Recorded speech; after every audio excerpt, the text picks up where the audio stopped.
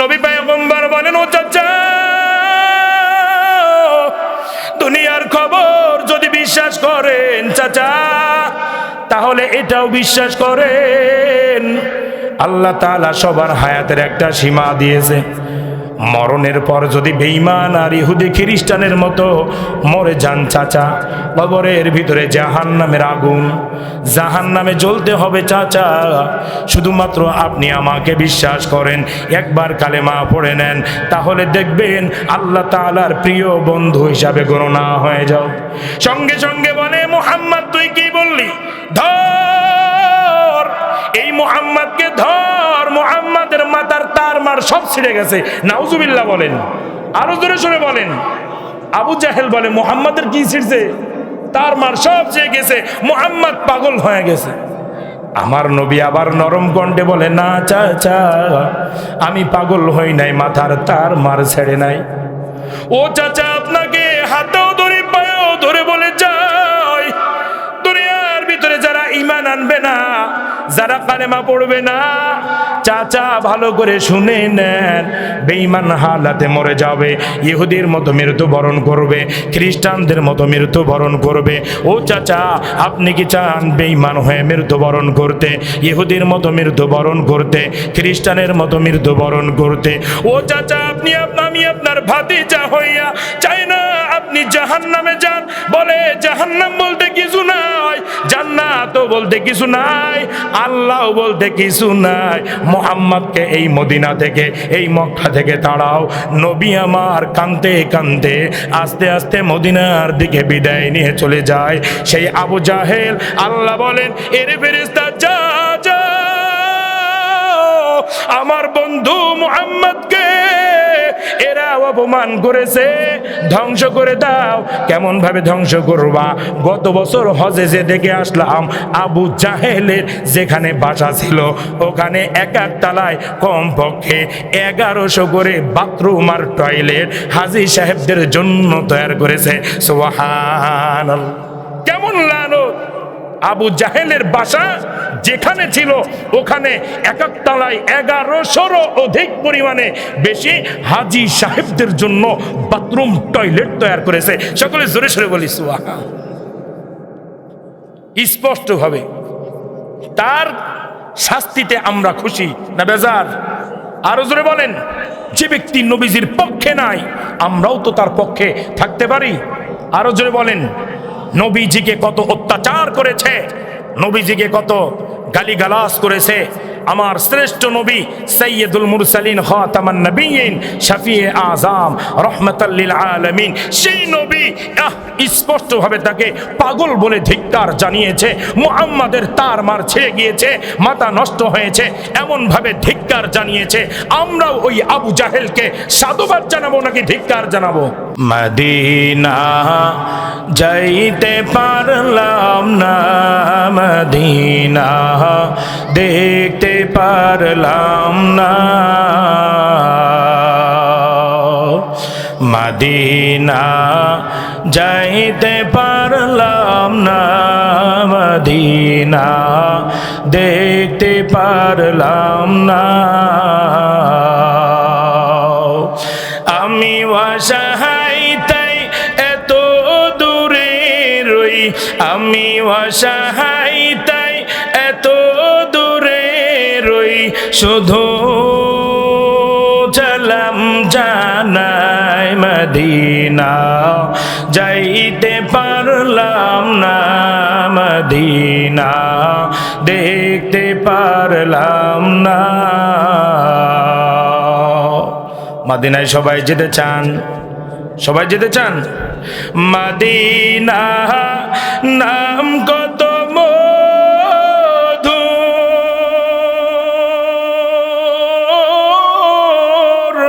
Medina আরজ কত দূর, Medina নাম কত মধুর,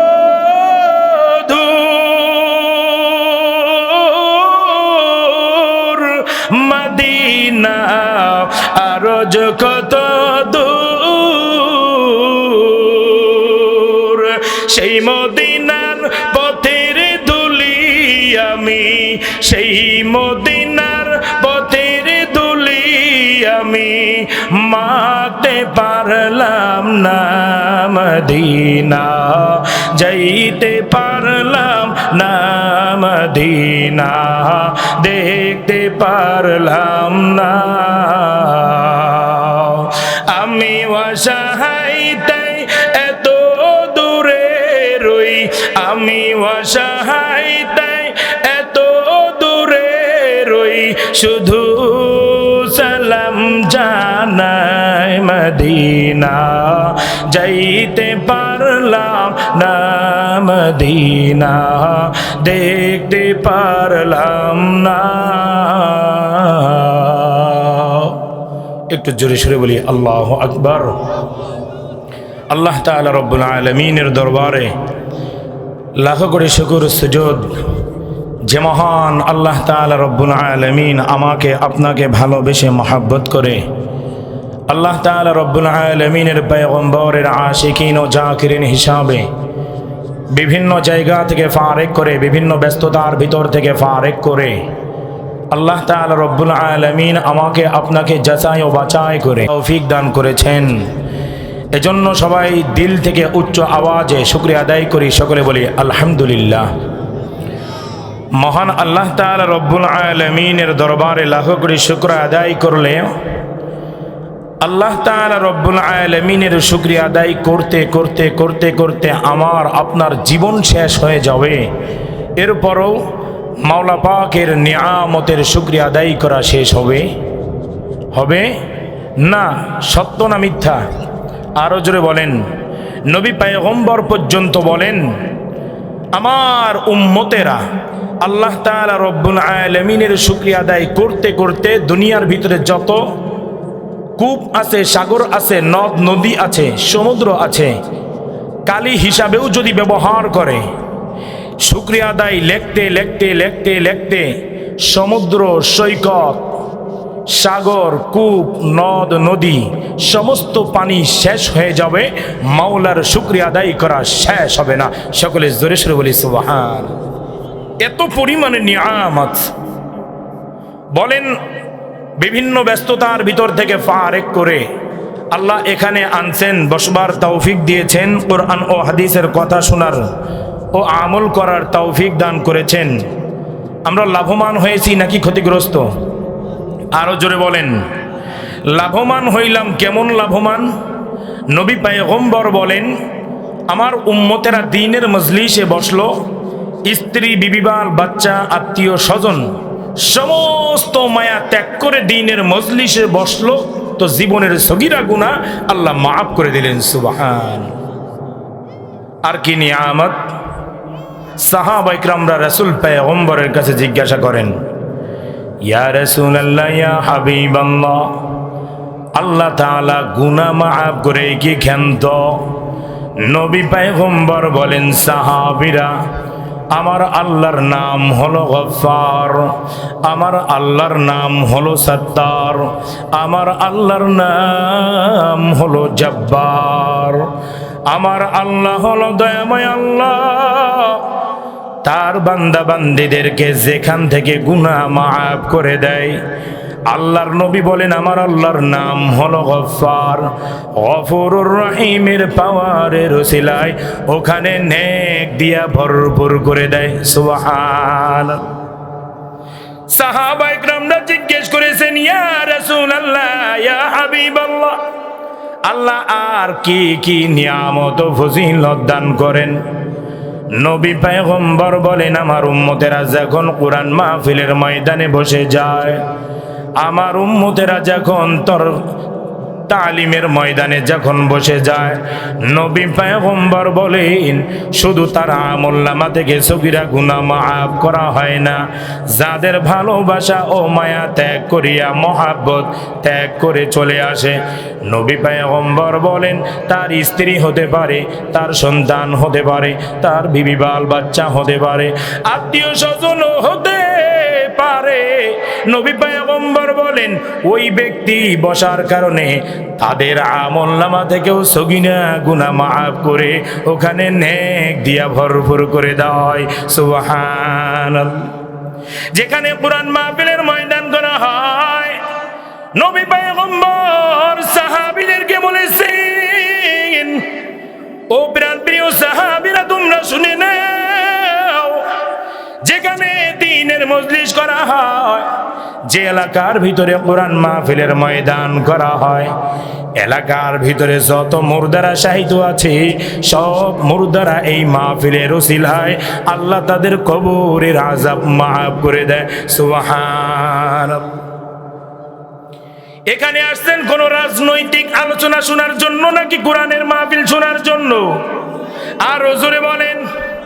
কোরআনের মাহফিল শোনার জন্য আসছেন।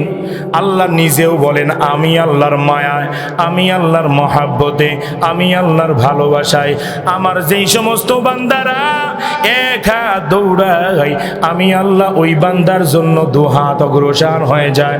আমার বান্দা বান্দিরা আমি আল্লাহকে পাওয়ার জন্য, ভালোবাসা অর্জনের জন্য যারা হেঁটে হেঁটে দৌড়ায়, আমি আল্লাহ তাআলা রব্বুল আলামিনের কুদরতি রহমত নিয়া আমার ওই বান্দা বান্দিদের কাছে দৌড়াইতে দৌড়াইতে আমার রহমত হাজির হয়ে যায়। সুবহানাল্লাহ। নবী পয়গম্বর বলেন সাহাবীরা আমার আল্লাহর কত মায়া জানো, আমার আল্লাহর নাম হলো গফফার। আমার আল্লাহর জন্য যারা পাগল পারা হয়ে যায়, আমার আল্লাহর জন্য যারা দেওয়ানা হয়ে যায়, আল্লাহ ফেরেশতাদেরকে বলেন ওরে ফেরেশতা আমার এই বান্দা বান্দি আমি আল্লাহর জন্য পাগল পারা হয়ে যায়, এই কারণে আমি আল্লাহ তাআলা এই বান্দা বান্দির, আমার বান্দা বান্দির সমস্ত দুনিয়ার ব্যস্ততার জিম্মাদারি আমি আল্লাহ নিয়ে নিই। সুবহানাল্লাহ। আলিফ লাম মিম আল হুরুফুল মুকাদ্দাআত যাহার অর্থ কেউ জানে না, কেউ জানে না। বলে কে জানে না? দুনিয়ার কেউ জানে না। আল হুরুফুল মুকাদ্দাআতের অর্থ আলিফ লাম মিম ইয়াসিন, আলিফ লাম রা, আইন সিন কফ, আইন সিন কফ হা, ইয়াসিন, আলিফ লাম রা। এর অর্থ কেউ জানেন না। নবী পয়গম্বর বলেন আমি নিজেও জানি না। কেমন ভাবে জানে না? নবী পয়গম্বর বলেন আলিমুল গায়ব ওয়াশ শাহাদাতি হুয়ার রহমানুর রহিম। গায়েবের খবর আল্লাহ ছাড়া কেউ জানেন না। আলিমুল গায়ব, গায়েবের খবর কে জানেন? জোরে বলেন, আরো জোরে বলেন, কে জানেন? গায়েবের খবর কি আপনি জানেন? না না, গায়েবের খবর আমি জানি না। গায়েবের খবর কোনো সাহাবা একরাম জানে না। গায়েবের খবর কোনো পীর জানে না। গায়েবের খবর কোনো মুরিদও জানে না। গায়েবের খবর কোনো হাজি জানে না। গায়েবের খবর কোনো মুফতিও জানে না, কোনো মুহাদ্দিস জানে না। নবী পয়গম্বর পর্যন্ত বলেন গায়েবের খবর আমি নবীও জানি না, আমি নবীর কাছে আল্লাহ জানান নাই।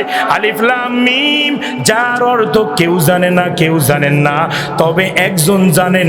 তার নাম কি? জোরে বলেন, আর জোরে বলেন, তার নাম কি? আর রহমান, আল্লাহ। আল্লাহ বলেন গায়েবের খবর আমি জানি, জান্নাতের খবর আমি জানি, জাহান্নামের খবর আমি জানি। তবে এখানে প্রশ্ন আছে, নবীজি কি জান্নাতের খবর জানেন না? নবীজি কি জাহান্নামের খবর জানেন না? হ্যাঁ অবশ্যই জানেন। কিভাবে জানেন? কোন দিন জেনেছেন? স্পষ্ট ভাবে নবী পয়গম্বর বলেন বুরাকের মাধ্যমে করে আমি মেরাজের রাত্রে আল্লাহ তাআলা আমাকে নিয়ে গিয়েছেন জান্নাত ভ্রমণ করার জন্য, জাহান্নাম ভ্রমণ করার জন্য। আমি হাঁটি হাঁটি পাই করে জান্নাত 8টা দেখেছি,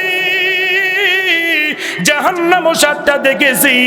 এরপরে আগায়ের কথা জানি না, পরের কথা জানি না। বলে আগের কথা দ্বারা কি বুঝাইতে চাইছেন? নবী পয়গম্বর এটা জানেন না কোন ব্যক্তি জান্নাতে আছে, কোন ব্যক্তি জাহান্নামে আছে। স্পষ্ট কিতাবের কথা আলিমুল গায়ব, গায়েবের খবর কে জানেন? আরো জোরে বলেন, কে জানেন? অতএব আমিও জানি না, আপনিও জানেন না, কোন সাহাবা ইকরাম জানেন না, নবী পয়গম্বরও জানেন না। নবী পয়গম্বর বলেন আল হুরুফুল মুকাত্তাআতের অর্থ একমাত্র জানেন আমার আল্লাহ। যালিকাল কিতাব, এটা হলো সেই কিতাব। কোন কিতাব? সেই কিতাব। কোন কিতাব? এখানে প্রশ্ন আছে, কোন কিতাব? জালিকাল কিতাব, এটা হলো সেই কিতাব যেই কিতাব ছিল সর্বপ্রথম লাউহে মাহফুজে। কোথায়?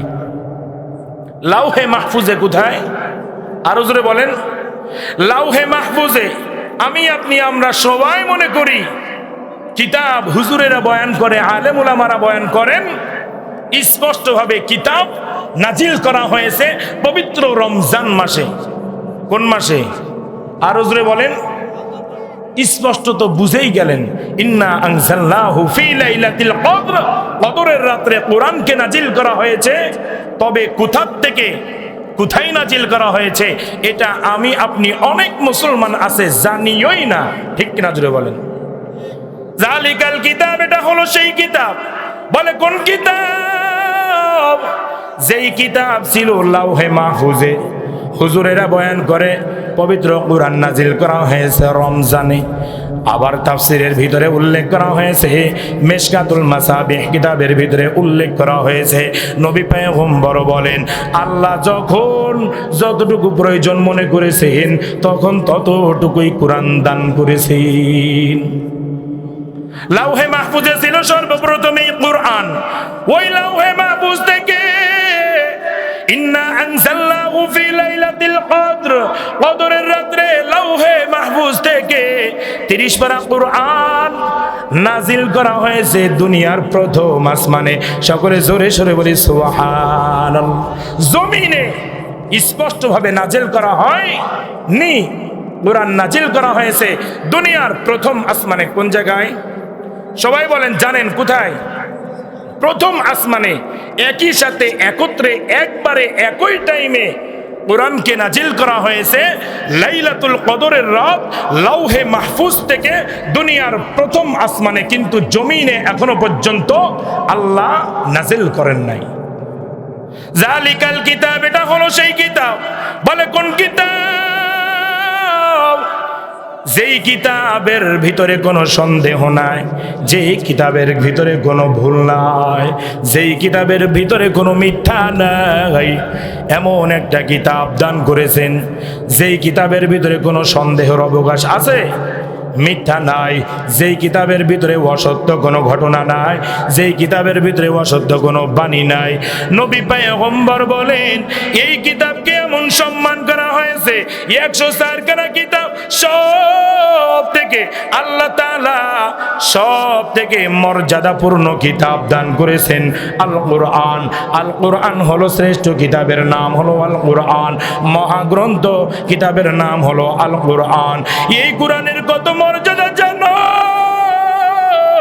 যেই ব্যক্তিরা এই কোরআনের সাথে মহব্বত করেছে রে যুবক, এই কোরআনের সাথে যারা যারা প্রেম করতে পেরেছেন, নবী পয়গম্বর বলেন এদের প্রেম সরাসরি আমি আল্লাহর সাথে হয়ে গিয়েছে।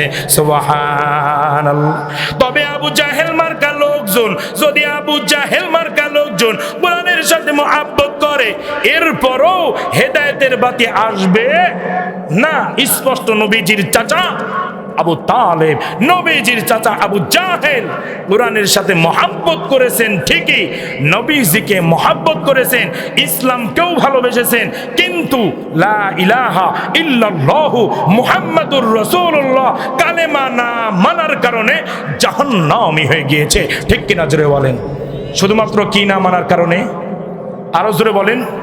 আবু জাহেল নাম শুনেছেন সবাই। এই আবু জাহেল নবীজির সরাসরি কোরআন তেলাওয়াত রাতের আধারে এসে দেওয়ালের সাথে কান লাগিয়ে নবীজির তেলাওয়াত শুনতেন। সবাই ডাকতে আসলে বলতো যা যা বাড়িতে যা, মুহাম্মাদের কোরআন তেলাওয়াত এত মধুর লাগে বাড়ি যেতে মনে চায় না। সুবহান। মুহাম্মাদের কণ্ঠ এত সুন্দর, মুহাম্মাদের কোরআনের তেলাওয়াত এত মধুর, যেই শুনলে আবু জাহেলের অন্তর ঠান্ডা হয়ে যায়। যা যা তোরা বাড়িতে যা। নবী পয়গম্বর এই ঘটনা শোনার পর চাচা আবু জাহেলকে ডাক দেয়া বলেন, চাচা আপনি কি আমার সব কথা বিশ্বাস করবেন? আবু জাহেল বলে, হ্যাঁ সব কথা বিশ্বাস করব। নবী পয়গম্বর বলেন, চাচা আমি যদি বলি, ও চাচা পাহাড়ের অপর পাশে আপনার এক শত্রু দল রয়েছে, সেই শত্রু দল আপনাকে মারার জন্য তীর খাড়া করে আছে, অস্ত্র বন্দুক খাড়া করে আছে, বিশ্বাস করবেন? আবু জাহেল বলে, মোহাম্মদ কি বলো? তুমি বলতে দেরি হবে, আমি আবু জাহেল তোমার চাচাকে বিশ্বাস করতে দেরি হবে না। নবী পয়গম্বর বলেন, ও চাচা দুনিয়ার খবর যদি বিশ্বাস করেন চাচা, তাহলে এটাও বিশ্বাস করেন আল্লাহ তাআলা সবার হায়াতের একটা সীমা দিয়েছে। মরণের পর যদি বেঈমান আর ইহুদি খ্রিস্টানের মতো মরে যান চাচা, কবরের ভিতরে জাহান্নামের আগুন, জাহান্নামে জ্বলতে হবে চাচা। শুধুমাত্র আপনি আমাকে বিশ্বাস করেন, একবার কালেমা পড়ে নেন, তাহলে দেখবেন আল্লাহ তাআলার প্রিয় বন্ধু হিসাবে গণনা হয়ে যাও।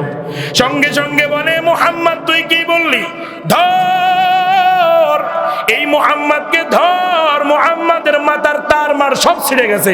নাউজুবিল্লাহ বলেন, আরো জোরে সরে বলেন। আবু জাহেল বলে, মুহাম্মাদের কি ছিঁড়ছে? তার মার সব ছিঁড়ে গেছে, মুহাম্মদ পাগল হয়ে গেছে। আমার নবী আবার নরম কণ্ঠে বলে, না চাচা আমি পাগল হই নাই, মাথার তার মার ছেড়ে নাই। ও চাচা আপনাকে হাতেও ধরে পায়েও ধরে বলে যাই, দুনিয়ার ভিতরে যারা ঈমান আনবে না, যারা কালেমা পড়বে না, চাচা ভালো করে শুনে নেন, বেঈমান হালাতে মরে যাবে, ইহুদির মতো মৃত্যুবরণ করবে, খ্রিস্টানদের মতো মৃত্যুবরণ করবে।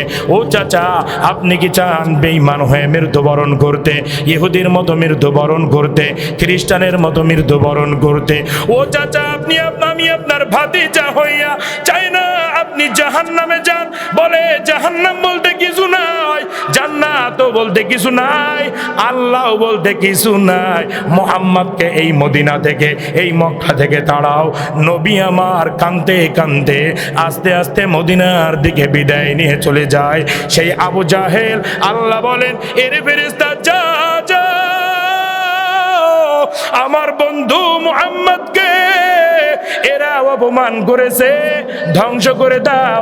কেমন ভাবে ধ্বংস করবা? গত বছর হজে যে দেখে আসলাম, আবু জাহেলের যেখানে বাসা ছিল ওখানে এক এক তালায় কমপক্ষে 1100 করে বাথরুম আর টয়লেট হাজী সাহেবদের জন্য তৈরি করেছে। সুবহানাল্লাহ, কেমন লানত!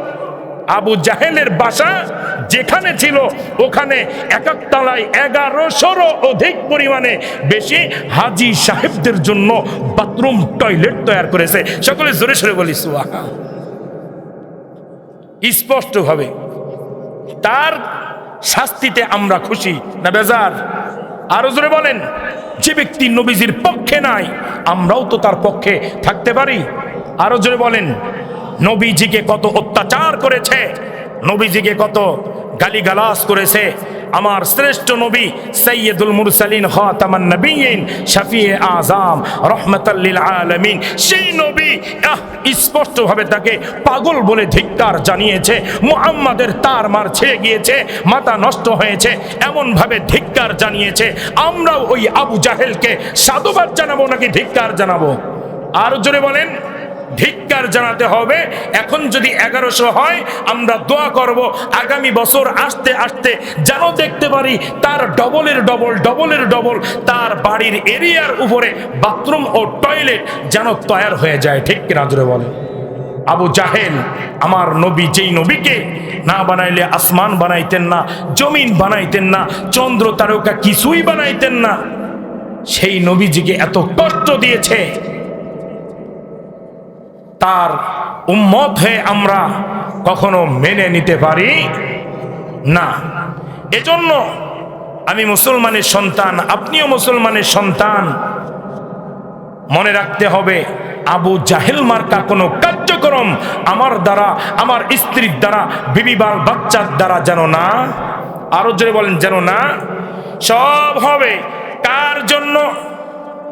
আরো জোরে বলেন, ইন্না সলাতি ওয়া নুসুকি ওয়া মাহইয়ায়া ওয়া মামাতি লিল্লাহি রাব্বিল আলামিন।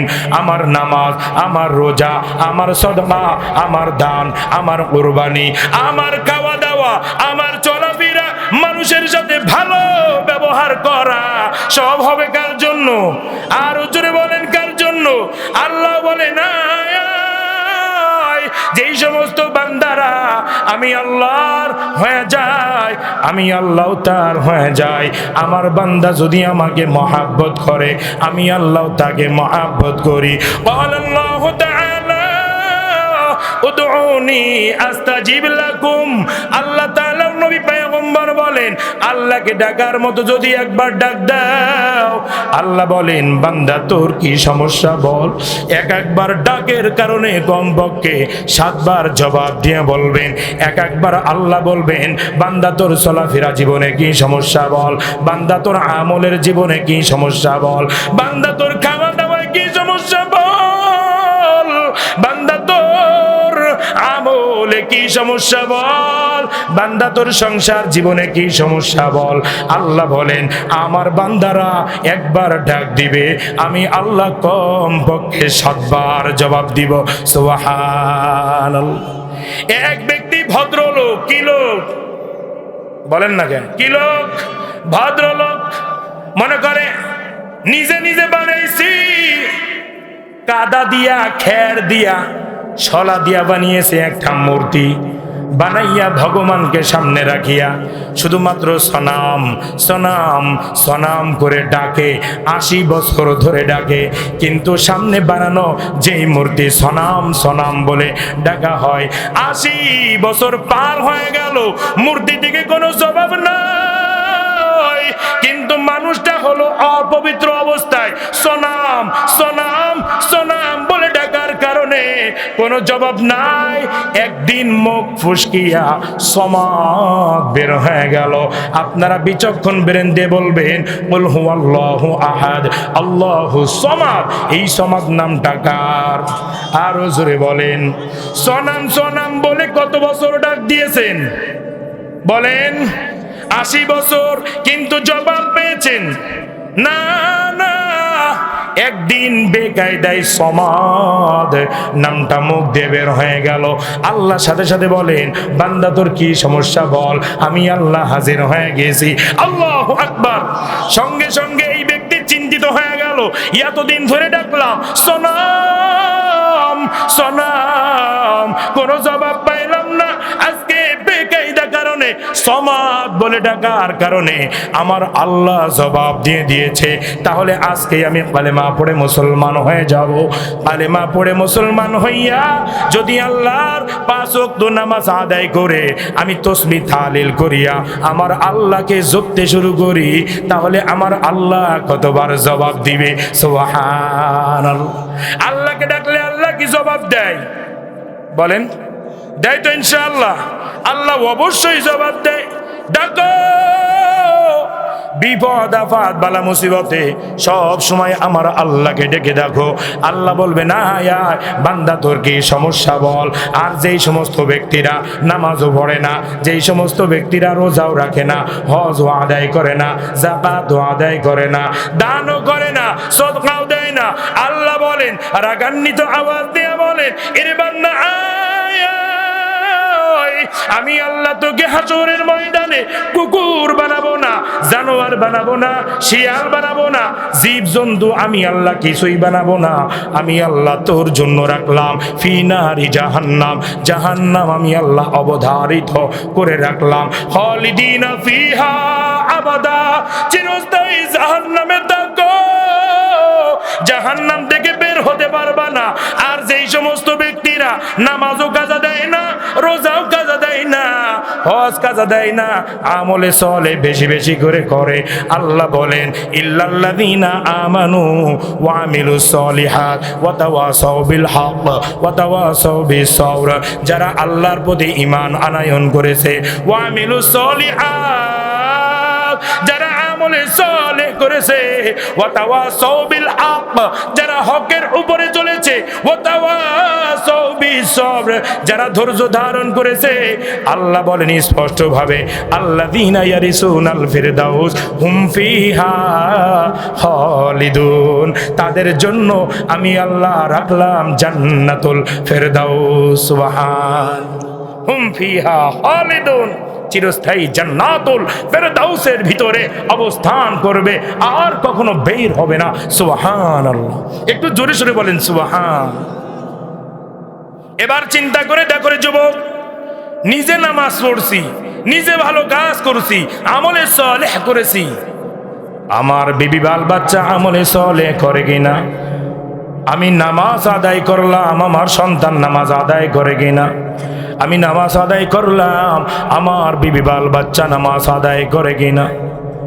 স্পষ্টভাবে হাদিসের মধ্যে উল্লেখ করা হয়েছে, নবী পয়গম্বর বলেন, যে ব্যক্তি নামাজ আদায় করবে, তার সন্তান নামাজ আদায় করলো না, পিতা নামাজ আদায় করলো, নামাজিওয়ালা হয়েছে, কিন্তু তার সন্তান নামাজ আদায় করে না, বিবি বাল বাচ্চারাও নামাজ আদায় করে না, মেয়ে সন্তানও নামাজ আদায় করে না।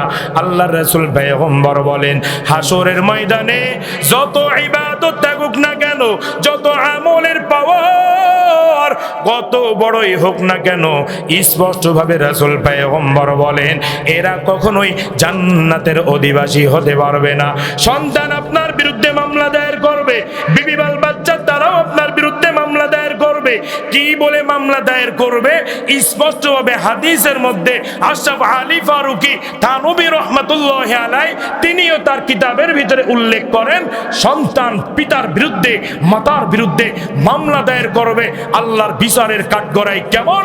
এই সন্তান বলবে, আল্লাহ, যখন অসুস্থ ছিলাম, যখন খাবার খাইতাম না, সকালে দুপুরে আমার মা আমাকে প্রেসার দিয়ে রাগ করে সকালের খাবার খাওয়িয়েছে, দুপুরের খাবার খাওয়িয়েছে, রাতের খাবার খাওয়িয়েছে, ওষুধ খাইতাম না, আমি সকালে ওষুধ না খাইলে আমাকে লাঠি দিয়ে তাড়া পর্যন্ত করেছে।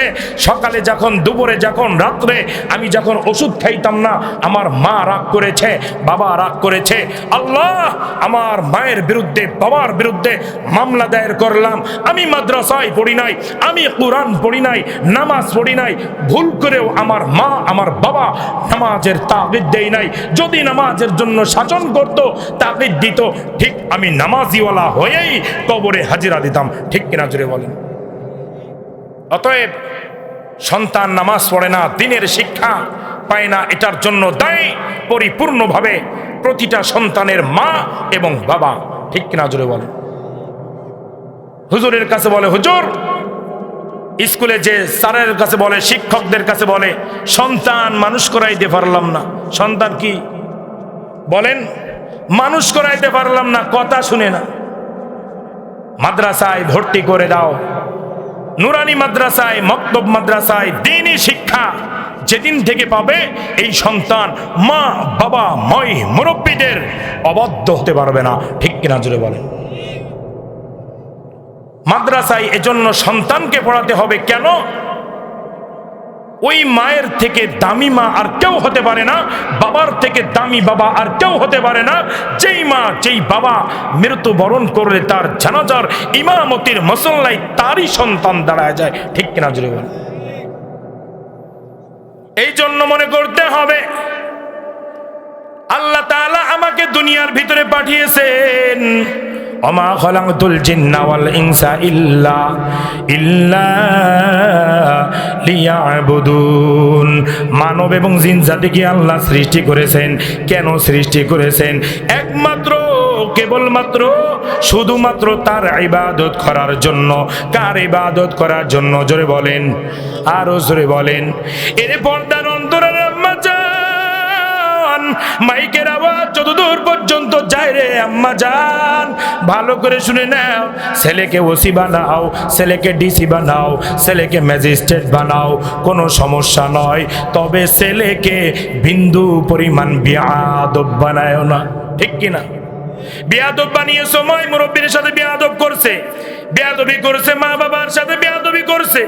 দেখো, তাকে তাকাইয়া দেখো একজন টুপিওয়ালাও নেওয়ালাও, একজন মাদ্রাসার হুজুর, একজন মসজিদের ইমাম নিজের বৃদ্ধ মা নিজের বৃদ্ধ বাবাকে ঘর থেকে বের করে দেয়, এমন কোনো প্রমাণ পাওয়া যাবে না।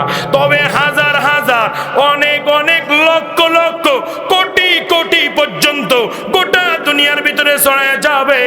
আইএ পাস করেছো, বিএ পাস করেছো, কোনো সমস্যা নাই। দিনের শিক্ষা না পাওয়ার কারণে বৃদ্ধ মাকে বৃদ্ধ বাবাকে ঘরে রাখতে পারে না। কতদিন রাখছে? যতদিন পর্যন্ত বিবাহ করে নাই। একটা বিবাহ করেছে, নতুন বউয়ের কথা শুনিয়া সাথে সাথে বউয়ের কথা মতো মাকে আলাদা করে দিয়েছে, বাবাকে আলাদা করে দিয়েছে, মাকে ঘর থেকে আলাদা করে দিয়েছে। এমন নজির পর্যন্ত আমার কাছে রয়েছে। মাকে ঘর থেকে বাহিরে বের করে দিয়েছে, বাবাকে পর্যন্ত বের করেছে। তার জন্য এরে বুকা আহম্মদ, যেই মা তোকে জন্ম দিয়েছে, যেই মা তোকে জন্ম দিয়ে দুনিয়ার আলোটা ফুটাইছে, সেই মায়ের মর্ম বুঝলি না, মায়া বুঝলি না। আর যেই মেয়েকে চেনো না, 2 দিন আসার কারণে, ওই বউয়ের কারণে মায়ের সাথে খারাপ ব্যবহার, বাবার সাথে খারাপ ব্যবহার, আল্লাহ বলবে না, আমি আল্লাহর জাহান্নাম তোর জন্য অবধারিত। আমি আল্লাহ এই ব্যক্তিকে জান্নাতের সুঘ্রাণ দিব না। কোন ব্যক্তিকে জান্নাতের সুঘ্রাণ দিবে না? নবী পয়গম্বর বলেন, যারা মার সাথে খারাপ ব্যবহার করে, বাবার সাথে খারাপ ব্যবহার করে। মাইকের আওয়াজ যতদূর পর্যন্ত যায়, আম্মা জানেরা আপনারাও ভালো করে শুনেন। প্রাথমিক অবস্থায় সন্তানকে যদি দ্বীনের শিক্ষা না দেন, বেয়াদব হবে, এটা হলো স্বাভাবিক ব্যাপার। তবে দ্বীনের শিক্ষা দিবেন, কোরআনের শিক্ষা দিবেন। তলাবুল ইলমি ফারিদাতুন আলা কুল্লি মুসলিম, দ্বীনি ইলম তলব করা প্রত্যেক মুসলমান নর এবং নারীর উপরে। আল্লাহর নবী পয়গম্বর সুন্নত করেন নাই, নফল করেন নাই, মুস্তাহাব করেন নাই, ওয়াজিব করেন নাই। আপনার উপরে ইলম শিক্ষা অর্জন করা ফরজ করেছেন, আমার উপরেও ফরজ করেছেন, আমার কন্যা সন্তান তার উপরেও ফরজ করেছেন। নবী পয়গম্বর বলেন, যারা দ্বীনের শিক্ষা নিল, মা দুনিয়া থেকে বিদায় নিয়ে চলে যাবে, বাবা দুনিয়া থেকে বিদায় নিয়ে চলে যাবে, সন্তান শুধু একবার বলবে, রব্বির হামহুমা কামা রব্বায়ানি সগীরা। বলতে দেরি হবে, মায়ের কবরের আযাব শেষ হইতে দেরি হবে না। সুবহানাল্লাহ। একটা সন্তান স্পষ্টভাবে তার আম্মা জান, তার স্ত্রীর গর্ভে পুত্র সন্তান, চেক আপ করে দেখা গেল পুত্র সন্তান হয়েছে। স্পষ্টভাবে স্ত্রীর কাছে ওসিয়ত করে গেল, হায়াতের তো কোনো গ্যারান্টি নাই, তবে আমি যদি মৃত্যুবরণ করি, তোমার গর্ভে যদি পুত্র সন্তান হয়, আমার এই সন্তানটা মাদ্রাসায় ভর্তি করে দিও, দ্বীনি শিক্ষা যেন পাই, এই শিক্ষা পাওয়ার একটা ব্যবস্থা করে দিও। মৃত্যুবরণ করেছেন গর্ভে থাকা অবস্থায়, বাবা দুনিয়া থেকে চলে গিয়েছেন। 3-4 মাস পর সন্তান ভূমিষ্ঠ হয়ে গেল। দেখছে পুত্র সন্তান, আস্তে আস্তে দিন যত যায় ততই সন্তান বড় হয়, দিন যত যায় ততই বড় হয়। আস্তে আস্তে বেশ ভালো বড় হয়েছে, মাদ্রাসায় দেওয়ার মতন হয়েছে। স্পষ্টভাবে সন্তানের ডান হাত ধরে আস্তে আস্তে নিয়ে চলে গেল, সন্তান মাদ্রাসায় ভর্তি করাবে। যেদিন মাদ্রাসায় ভর্তি করাবে, সেদিন স্পষ্টভাবে মাদ্রাসায় ভর্তি করিয়ে হুজুরদের হাতে সবর্ত করে বাসায় চলে আসছে। সেই আম্মা জান ঘুমের ভিতরে স্বপ্নে দেখতেছে তার বাবা মৃত্যুবরণ করেছে। সন্তান মাদ্রাসায় যে শুধুমাত্র বিসমিল্লাহির রহমানির রহিম তেলাওয়াত করেছে, স্বপ্নে দেখতেছে তার স্বামী অর্থাৎ সেই ছোট বাচ্চা বাবার কবরে যত আযাব ছিল, সমস্ত আযাব আল্লাহ ঘোষণা দিচ্ছেন, আমার ওই বান্দার স্পষ্টভাবে কিয়ামত পর্যন্ত সমস্ত আযাব আমি আল্লাহ খুশি হইয়া মাফ করে দিলাম। সকলে বলি সুবহান। আল্লাহ তাআলা আমাকে, আপনাকে, আমাদের সবাইকেই দ্বীনের শিক্ষা নেওয়ার জন্য মাদ্রাসায় দেওয়ার তৌফিক দান করেন, বলেন আমিন। এখনকার আম্মা জানেরা, মহিলারা তো এমন হয়ে গিয়েছে, পর্দা নাই। তা আব্দুল কাদের জিলানীর মা হইবে কেমনে? আম্মা জানেরা, আপনারা নবী না তবে নবীদের মা, আপনারা পীর না তবে পীরদের মা, ঠিক কিনা জোরে বলেন। হযরত আলীর মা নবী মুহাম্মাদের মা। বেপরদায় চলিও না, বেপরদায় চললে আল্লাহর লানত আসে, আল্লাহর গজব আসে। এমন আল্লাহর গজব নিয়ে যদি দুনিয়া থেকে বিদায় নিতে হয়, আমার কপাল বড় খারাপ, তোমার কপাল বড় খারাপ। এই জন্য যাহা করবা সব হবে আল্লাহর জন্য। এই জন্য আমাদের কবিও বলে, মহিলাদের কারণে দেশটা এমন ঝালাফালা হয়ে গিয়েছে, শুধুমাত্র আম্মাজানদের কারণে পর্দা নাই, পশিদা নাই, ঠিক কিনা জোরে বলেন। শহরে বাজারে দেখো নারীদের ঢল, পর্দাবিহীন তারা করে ঝলমল, ঠিক কিনা। অন্যকে তার দিকে আশেক বানাই, দেশটায় আজি ধ্বংস নারীর বেপরদায়। সবার মুখে একই আওয়াজ, হায় হায় হায়। ইবলিসে আজম বাংলাদেশে আগমন করেছে নারীর বেশে। ইবলিসে আজম বাংলাদেশে আগমন হয়েছে নারীর বেশে। দলে দলে নিয়া নারী মেলা মিলাই, পার্কে বসিয়া ওরা মেলা মিলাই। দেশটায় আজি ধ্বংস নারীর বেপরদায়। সবার মুখে একই আওয়াজ, হায় হায় হায়। আল্লাহ আমাদের সবাইকেই কবুল আর মঞ্জুর করেন।